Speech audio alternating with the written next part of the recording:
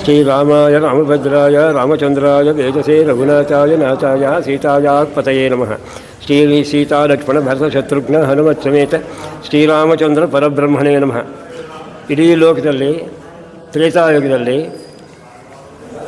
ರಾವಣಾಸುರನು ಇದಾಗ, ಯಾಕಂದರೆ ದೈವಜನ ಶಾಪ ವಂಶನೆಯಿಂದ ಅವರು ಬಂದಿದೆ. ರಾವಣ, ಕುಂಭಕರ್ಣನ, ಹೀಗೆ ವಿಭೀಷಣ, ಹೀಗೆ ಎಲ್ಲ ಹುಟ್ಟಿದ್ರು.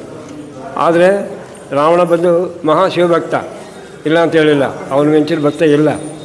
ಆದರೆ ಏನಂದರೆ ಏನಾದರೂ ಆ ರಾಕ್ಷಸ ಗುಣ ಅನ್ನೋದು ಹೋಗಿಲ್ಲ. ಯಾಕೆ ಅದು ಶಾಪ ಇರ್ತದೆ ಬಂದಿರೋದು. ಅವ್ರೇನು ಮಾಡ್ತಾರೆ, ಅವರು ರಾಕ್ಷಸ ಪ್ರವೃತ್ತಿನೇ ಮಾಡಿಕೊಂಡಿದೆ. ಯಜ್ಞ ಆಗೋದು, ಧ್ವಂಸ ಮಾಡೋದು, ಏನು ಸಾಧು ಸಂತರಿಗೆ ತೊಂದರೆ ಕೊಡೋದು, ಹೀಗೆ ಎಲ್ಲ ಮಾಡ್ಕೊಂಡು ಎಲ್ಲ ಇದು ಮಾಡ್ತಾರೆ. ಎಲ್ಲಿ ನೋಡಿದ್ರು ಅವನಿಗೆ ಈ ಕಾಮ ಅನ್ನೋದು ಜಾಸ್ತಿ. ಯಾವ ಹೆಂಗಸನ್ನು ಬಿಡ್ತಾಯಿರಲಿಲ್ಲ, ಎಲ್ಲರನ್ನೂ ಇದು ಮಾಡೋದು, ಹೀಗೆಲ್ಲ ತೊಂದರೆ ಮಾಡ್ತಾಯಿದ್ದ ದೇವತೆಗಳು. ಇದೇನಾಗ್ತಿದ್ದು ಕಡಸಿನಲ್ಲಿ ಇವನೇ ಎಲ್ಲ ಬಲಾತ್ಕಾರ ಮಾಡೋದ್ರಲ್ಲಿ ಒಂದು ಸತಿ ರಂಬೆನ ಅವನು ಇದು ಮಾಡ್ತಾನೆ. ರಂಬೆ ಬಂದಿರೋ ಅವನಿಗೆ ಶಾಪ ಕೊಟ್ಬಿಡ್ತಾಳೆ. ನೀನು ಬಲಾತ್ಕಾರದಿಂದ ಯಾರನ್ನ ಒಬ್ಬ ಹುಡುಗಿನ ಬಿಡ್ತು ಅಂದರೆ ನಿನ್ನ ತಲೆ 1000 ಹೋಳಾಗೋಗಲಿ ಅಂದ್ಬಿಟ್ಟು ಶಾಪ ಕೊಟ್ಬಿಟ್ಲು. ಅದರಿಂದ ಸೀತಾದೇವನ ಮುಟ್ಟಕ್ಕಾಗಿಲ್ಲ ಅವನು. ಅದು ಒಂದು ರೀಸನ್ ಅಷ್ಟೇ. ಆಮೇಲೆ ಇದೇನಾಗುತ್ತೆ, ಇದು ಹೀಗೆ ಇರೋವಾಗ ಈ ರಾಮಪ್ರಭು ಇವರೆಲ್ಲ ಇದಾಗುತ್ತೆ. ಅಲ್ಲಿ ಈ ಧರ್ಮ ಸಂಸ್ಥಾಪನ ನಡೀಬೇಕಲ್ಲ, ಅದಕ್ಕೋಸ್ಕರ ಎಲ್ಲ ದೇವತೆಗಳೆಲ್ಲ ಹೋಗಿ ಮಹಾವಿಷ್ಣುವಿನ ಪರಮಾತ್ಮನ ಬೇಡ್ಕೊಳ್ತಾರೆ. ಪರಮಾತ್ಮ ಬಂದಿದೆ, ಅಭಯ ಕೊಟ್ಟಿದೆ, ನಾನು ನೀವು ಕಾಪಾಡ್ತೀನಿ, ರಾವಣಾಸುರನ ಬಾಧೆಯನ್ನು ನಿಮಗೆ ವಿಮೋಚನೆ ಮಾಡ್ತೀನಿ ಅಂತ ಹೇಳ್ಬಿಟ್ಟಾರೆ. ತಾನು ಬಂದಿದೆ, ಎಲ್ಲ ನೋಡ್ದೆ, ಎಲ್ಲಿ ಮಾಡಬೇಕು ನೋಡಿದವಾಗ ದಶರಥ ಮಹಾರಾಜ ಅವನಿದ್ದ. ಅವನಿಗೆ ಒಬ್ಬರು ಹೆಂಡತಿಗಳು, ಕೌಸಲ್ಯ, ಸುಮಿತ್ರ, ಕೈಕ ಅಂತ. ಇವರು ಯಾವುದೇ ಮಕ್ಕಳಿಲ್ಲ ಬಂದಿರೋದು. ಅದೇ ಹೆಣ್ಣು ಮಗು ಒಂದು ಇರುತ್ತೆ ಅವನಿಗೆ. ಬಟ್ ಆದರೆ ವಂಶೋದ್ಧಾರಕ್ಕೆ ಯಾರು ಇಲ್ವಲ್ಲ, ಅದನ್ನು ಏನು ಮಾಡೋದಂತ ಬಹಳ ಇದು ಮಾಡ್ತಾಯಿರ್ತಾನೆ. ಹೀಗೆ ಇರುವಾಗ ಅವನಿಗೆ ಏನಾಗುತ್ತೆ, ಅವರು ಗುರುಗಳಿರ್ತಾರಲ್ಲ, ಅವ್ರನ್ನ ಕೇಳಿ ಇದು ಮಾಡಿದರೆ, ನೀನು ಪುತ್ರಕಾಮೇಷ್ಟಿ ಯಾಗ ಮಾಡಪ್ಪ, ನಿನಗೆ ಒಳ್ಳೆಯದಾಗುತ್ತೆ ಅಂದರು. ಅವಾಗ ಪುತ್ರಕಾಮೇಷ್ಟಿ ಯಾಗ ಮಾಡ್ತಾನೆ, ವಶಿಷ್ಠನ ಕರೆಸಿ ಎಲ್ಲನೂ. ಅವಾಗ ಅದರಿಂದ ಅವನಿಗೆ ಯಜ್ಞದಲ್ಲಿ ಬಂದಿದೆ, ಯಜ್ಞೇಶ್ವರನ ಬಂದಿದೆ, ಪಾಯಸ ಬಂದಿದೆ, ಅವ್ರಿಗೆ ಕೊಡ್ತಾರೆ. ಆ ಪಾಯಸ ಬಂದಿದೆ. ಈ ಮುಗ್ಗರು ಹೆಂಡತಿ ಕೌಸಲ್ಯ, ಸುಮಿತ್ರ ಹಾಕಿದ್ದಾರೆ. ಇವರು ಕೊಟ್ಟವಾಗ ಕೌಸಲ್ಯಾದೇವಿ ಶ್ರೀರಾಮನು, ಕೈಕಾದೇವಿಗೆ ಭರತನು, ಸುಮಿತ್ರಾದೇವಿಗೆ ಲಕ್ಷ್ಮಣ, ಶತ್ರುಘ್ನ, ಇಬ್ಬರು, ಈಗ 4 ಮಕ್ಕಳು ಹುಡ್ತಾರೆ. ಇವರು ಚಿಕ್ಕದಿಂದ ಚೆಲ್ಲ ಬೆಳೆದ್ರು, ಇದಾದರು, ಎಲ್ಲ ಇದಾದರು. ಇದು ಏನಪ್ಪ ಅಂದರೆ ಒಂದು ವಿಶೇಷ, ರಾಮೋ ವಿಗ್ರಹವಾನ್ ಧರ್ಮ ಅಂತಾರೆ. ಧರ್ಮ ಅನ್ನೋದೇನು, ಒಂದು ಗುಣ. ನಾವು ಧರ್ಮವೇ ದೇವರು ಅಂದರೆ ಗುಣನ ನೀವು ಹೆಂಗೆ ಕಣ್ಣು ಕಾಣುತ್ತಾ ಮಾಡೋದು, ಅದು ಕ್ರಿಯಾರೂಪದಲ್ಲಿದ್ದರೆ ಕಾಣೋದು. ಅದಕ್ಕೆ ಅವನು ವಾಲ್ಮೀಕಿ ಮಹರ್ಷಿ ಹೆಂಗಪ್ಪ ಕಾಣುತ್ತೆ ಅಂದರೆ, ರಾಮರು ನೋಡಿದ್ರೆ ನಿಮ್ಗೆ ಗೊತ್ತಾಗುತ್ತಪ್ಪ, ರಾಮ ವಿಗ್ರಹವಾನ್ ಧರ್ಮನ ಅವನು ನೋಡ್ತಾನೆ, ಅವನು ಆಚರಣೆ ಮಾಡಿ ತೋರಿಸಿದ್ದಾನೆ. ಬೇರೆಯವ್ರ ಬಾಯಿನಲ್ಲಿ ಹೇಳ್ಬಿಡ್ಬೋದು, ಆದರೆ ಆಚರಣೆ ಮಾಡಿ ತೋರಿಸಲು ಬಹಳ ವಿರಳ. ಅದನ್ನು ಪ್ರತಿಯೊಂದು ಅಷ್ಟೇ ಯಾರೇ ಕೇಳಿ ಧರ್ಮವನ್ನು ಹೇಳ್ತಾನೆ. ಏನೋ ಇದಿದೆ, ಇದು ನಾನು ಹೇಳಿಲ್ಲ, ಶಾಸ್ತ್ರದಲ್ಲಿದೆ, ಪೂರ್ವಾಚಾರ್ಯರು ಹೇಳಿದ್ದಾರೆ, ಈ ಪುರಾಣ ಇದರೆಲ್ಲ ಬರುತ್ತೆ ನೋಡಿ, ವೇದದಲ್ಲಿದೆ, ಇದೆಲ್ಲ ಹೇಳೋರು ಎಲ್ಲ ಎಕ್ಸ್ಪ್ಲೇಷನ್ ಕೊಡ್ತಾರೆ ಅವರು. ಅವಾಗ ಎಲ್ಲರೂ ಒಪ್ಕೊಂಡಿದ್ದಾಗ್ತಾರೆ.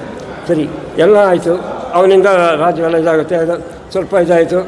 ಕೆಲವು ದಿವಸಕ್ಕೆ ಗೊತ್ತಾಯಿದೆ, ಕ್ಲೀನಾಗಿ ವಿಶ್ವಾಮಿತ್ರರು ಬರ್ತಾರೆ. ಅವ್ರು ಬಂದಿದೆ, ನಿಮ್ಮ ಮಕ್ಕಳನ್ನ ಸ್ವಲ್ಪ ಯಜ್ಞ ಕಾಪಾಡಬೇಕು ಕಳಿಸಕ್ಕೆ ಹೋಗ್ತಾರೆ. ಸರಿ, ಕಳಿಸಿದ್ರು. ಸರಿ, ಅಲ್ಲಿ ಹೋದ್ರೆ ಅವ್ರಿಗೆ ತಾಟಕಿನ ವಧೆ ಮಾಡ್ತಾನೆ ಅಲ್ಲಿ.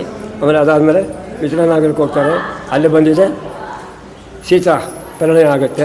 4 ಜನಕ್ಕೂ 4 ಮದುವೆ ಆಗುತ್ತೆ. ಎಲ್ಲ ಬಂದರು. ಸರಿ, ಬಂದ ಮೇಲೆ ಎಲ್ಲ ಅಯೋಧ್ಯೆಯಲ್ಲಿರುವಾಗ ನಿನಗೆ ಪಟ್ಟಾಭಿಷೇಕ ಮಾಡಬೇಕು ಅಂತ ಯೋಚನೆ ಮಾಡ್ತಾರೆ. ಪಟ್ಟಾಭಿಷೇಕ ಮಾಡೋ ಸಮಯದಲ್ಲಿ ಏನಾಗುತ್ತೆ, ಈ ಮಂದಿರ ಇರ್ತಾರಲ್ಲ, ಅವಳು ಸೇವಿಕೆ ಅವಳು ಮತ್ತೆ ಕೂತು ಬಿಡ್ತಾಳೆಲ್ಲ. ಅವಳು ಹಿಂಗೆ ಮಾಡ್ತಾರೆ, ರಾಮನ ಆಗ್ಬಿಡ್ತೀನಿ, ನಿಮ್ಮ ಮಗನಿಗೆ ಏನೂ ಇರೋಲ್ಲ, ಹಂಗಾಗುತ್ತೆ ಹಿಂಗಾಗುತ್ತೆ ಎಲ್ಲ ಇದ್ಬಿಟ್ಟು ಇವಳಿಗೆ ತಲೆ ಕೆಡಿಸ್ಬಿಟ್ಲು.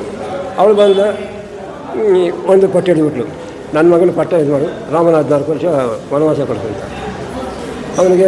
ಅವನು ಒಂದು ವರ ಕೊಟ್ಟಿರ್ತಾನೆ ಕೈಗಾಗೆ, ಅದು ಬಂದಿದೆ ತಿಳ್ಕೊಂಡಿದೆ, ಏನು ಮಾಡೋಕ್ಕಾಗಲ್ಲ. ಅವನು ಸುತ್ತಾಡ್ತಾನೆ, ಹೇಳೋಕ್ಕೂ ಇಲ್ಲ ಮಾಡೋಕ್ಕೂ ಇಲ್ಲ. ಆವಾಗ ಇದೆಲ್ಲ ಇದಾಗುತ್ತೆ. ರಾಮನಿಗೆ ಗೊತ್ತಾಗೋಗುತ್ತೆ. ರಾಮನ ತಾನೇ ಬಂದು ಆಮೇಲೆ ಹೇಳ್ತಾನೆ, ನಾನು ಮಾಡ್ತೀನಮ್ಮ ಅಂದ್ಬಿಟ್ಟು ಅರಣ್ಯಕ್ಕೆ ರಾಮ ಹೊಡ್ತಾನೆ. ಅವನಿಗೆ ಸೀತೆ ಬಂದ್ಬಿಡ್ತಾನೆ, ಅವನಿಗೆ ಲಕ್ಷ್ಮಣ ಬಂದ್ಬಿಡ್ತಾನೆ. ಎಲ್ಲ ಆಯಿತು. ಅಲ್ಲಿ ಸೀತಾಭರಣ ಆಗುತ್ತೆ, ಈ ರಾವಣ ಬಂದಿದೆ. ಅದಾದಮೇಲೆ ಅಲ್ಲಿ ಬಹಳ ತೊಂದರೆಗಳಾಗುತ್ತೆ. ಸರಿ, ಇದಾದಮೇಲೆ ಎಲ್ಲ ಹುಡ್ಕೊಂಡು ಹೋಗ್ತಾರೆ, ಮಾಡೋಕ್ಕಾಗಲ್ಲ. ಆಮೇಲೆ ಸುಗ್ರೀವನ ಸ್ನೇಹ ಸಿಕ್ಕುತ್ತೆ. ವಾಲಿನ ವಧೆ ಮಾಡಿಸಿ ಸುಗ್ರೀವನಿಗೆ ರಾಜ್ಯ ಕೊಡ್ತಾನೆ.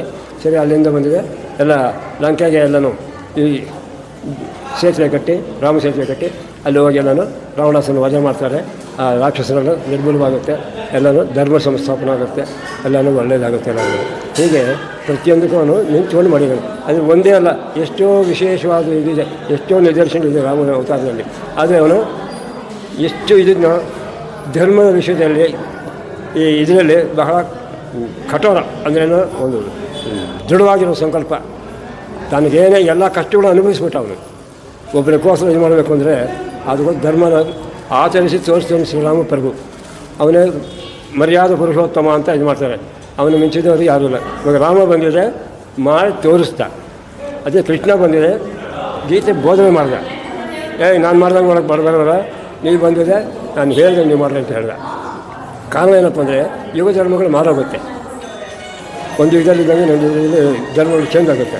ಅದರಿಂದ ಆದರೆ ಕೃಷ್ಣ ಬಂದಿದೆ, ಎಲ್ಲರೂ ಏನು ಅನ್ಕೋತಾರೆ, ಅವನು ನ್ಯಾಯ ತಪ್ಪಿದ, ಧರ್ಮ ತಪ್ಪಿದ್ದಾರೆ. ಅವನು ಯಾವಾಗಲೂ ಧರ್ಮ ನ್ಯಾಯ ತಪ್ಪದಿಲ್ಲ.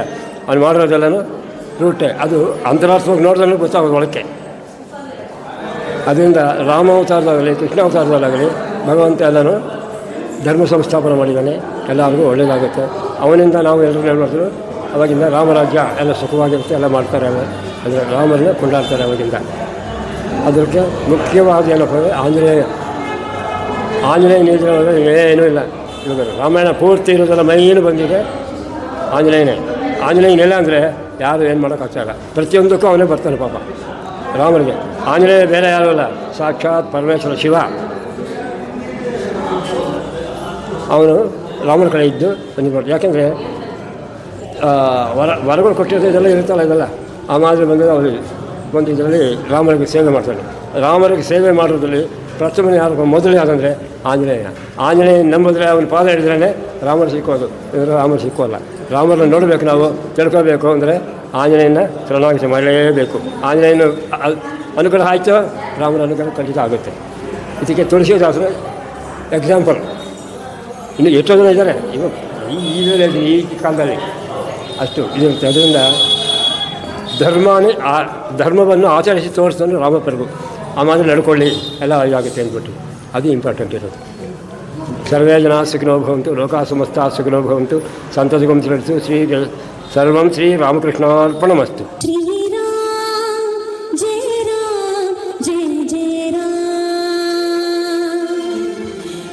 राम जय जय राम